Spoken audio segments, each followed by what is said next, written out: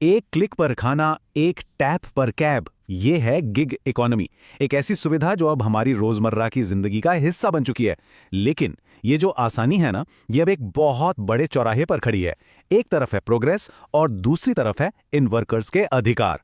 दोनों के बीच एक रास्ता चुनना अब बहुत जरूरी हो गया है। तो चलिए इसको थोड़ा और गहराई से समझते हैं। तो शुरुआत करते हैं एक विरोध से।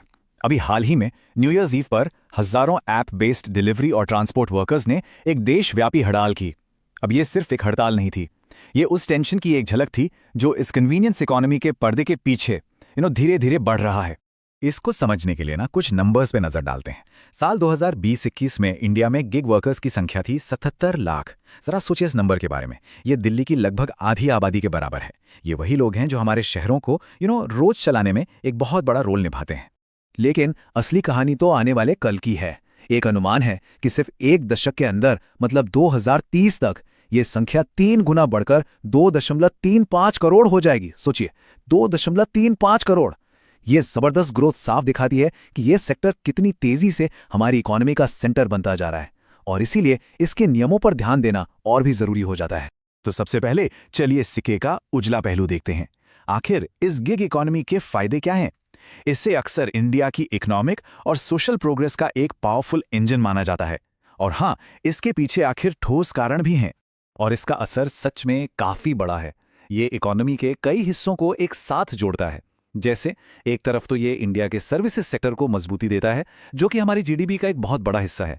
दूसरी तरफ ये यूपीआई और जीपीएस जैसी टेक्नोलॉजी को मेन स्ट्रीम लाकर डिजिटाइजेशन को भी तेजी दे रहा है। और इतना ही नहीं, ये छोटे बिजनेसेस यानी एमएसएमईज को सीधा उनके कस्टमर्स तक पहुंचाता है। और शायद सबसे बड़ी बात, ये लोगों को बिना किसी बड़ी पूंजी के अपना काम शुरू करने का मौका देता है। और ये कहानी सिर्फ इकोनॉमिक ग्रोथ तक ही नहीं रुकती, इसमें एक बड़ा सोशल चेंज भी शामिल है। देखिए, इस गिग वर्कफोर्स का एक बहुत महत्वपूर्ण हिस्सा, लगभग 28% महिलाएं हैं। ये वो महिलाएं हैं जो कामकाज की पुरानी ट्रेडिशनल बाधाओं को तोड़ रही हैं। और यहाँ सबसे जरूरी बात यह है कि ये बदलाव सिर्फ पार्टिसिपेशन तक सीमित नहीं है। प्लेटफॉर्म बेस्ड काम महिलाओं को ट्रेडिशनल जॉब्स के मुकाबले 40 से 50% ज्यादा कमाने का मौका दे रहा है। सोच के देखिए, इससे उन्हें मिलती है फाइनेंशियल फ्रीडम और अपने काम के घंटे चुनने की सुविधा, जिससे वो काम और घर दोनों के बीच एक बैलेंस बना पाती हैं। गिग इकोनॉमी का एक और बहुत बड़ा फायदा है, ये इकोनॉमिक एक्टिविटी को बड़े शहरों से बाहर छोटे शहरों तक ले जा रहा है। इसे कहते हैं डिसेंट्रलाइजेशन। क्विक कॉमर्स जैसी सर्विसेज अब टीयर 2, टीयर 3 शहरों में भी पहुंच रही हैं। इससे क्या हो रहा है? वहां नए जॉब्स बन रहे हैं और लोगों को काम के लिए बड़े शहरों में माइग्रेट करने की जरूरत कम हो रही है। ये एक तरह से हाइपर लोकल इकोनॉमीज को मजबूत कर रहा है। अब इस रीजनल इकोनॉमिक बूम का स्केल समझने के लिए सिर्फ एक नंबर काफी है।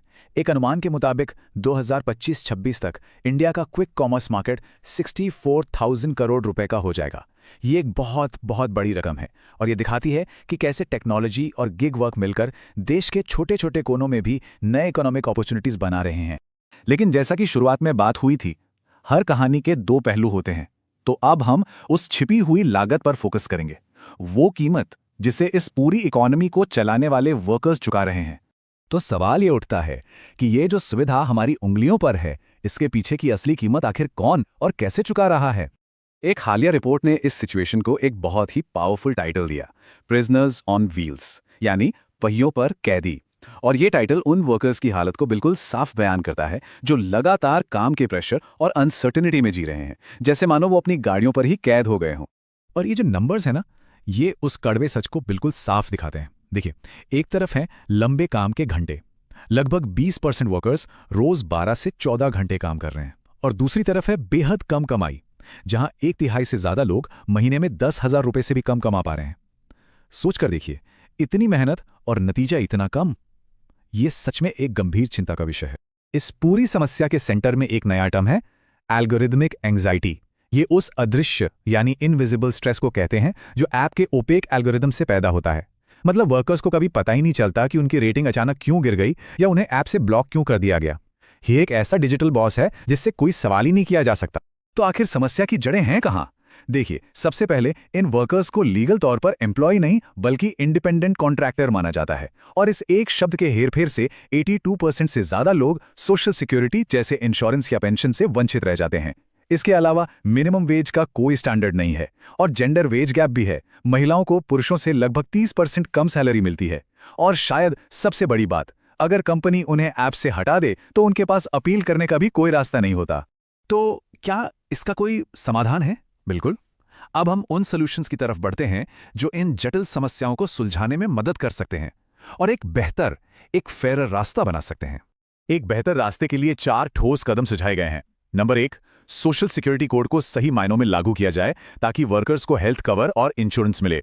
नंबर 2, टाइम और डिस्टेंस के बेसिस पर एक मिनिमम पे फ्लोर यानी एक न्यूनतम वेतन तय किया जाए। नंबर 3, किसी भी वर्कर को ऐप से हटाने से पहले नोटिस देना और कारण बताना अनिवार्य हो। और नंबर 4, और ये बहुत जरूरी है, प्लेटफॉर्म्स को पूरी ट्रांसपेरेंसी से ये बताना होगा कि उनके एल्गोरिदम्स काम कैसे करते हैं। इससे और भी आसानी से समझ सकते हैं। प्रॉब्लम है ओपेक एल्गोरिदम, सॉल्यूशन है अनिवार्य ट्रांसपेरेंसी और ऑडिट्स। प्रॉब्लम है सोशल सिक्योरिटी की कमी, सॉल्यूशन है एक operational social security fund. Problem है अनफेयर डीएक्टिवेशन, सॉल्यूशन है टर्मिनेशन से पहले एक फेयर प्रोसेस। और प्रॉब्लम है फ्लक्चुएटिंग पे, सॉल्यूशन है एक स्टैट्यूटरी मिनिमम अर्निंग। मतलब साफ है, हर समस्या का एक प्रैक्टिकल समाधान मौजूद है।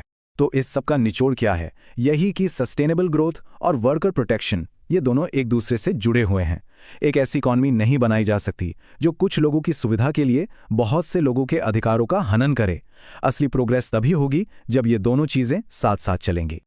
और आखिर में ये बात सिर्फ गिग वर्कर्स की नहीं है, ये हमारे काम के भविष्य की है। The future of work. Technology हमारे काम करने के तरीके को तेजी से बदल रही है और इसका असर हम सभी के जीवन पर पड़ेगा। तो ये पूरा विश्लेषण हमें एक बहुत जरूरी सवाल पर लाके खड़ा कर देता है। जैसे जैसे ये कन्वीनियंस इकोनॉमी हम सबकी जिंदगी का एक अटूट हिस्सा बन रही है, एक समाज के रूप में हमारी जिम्मेदारी क्या है? आने वाले कल के लिए फेयर वर्क का असली मतलब आखिर क्या होना चाहिए? इस पर सोचना हम सबके लिए जरूरी है।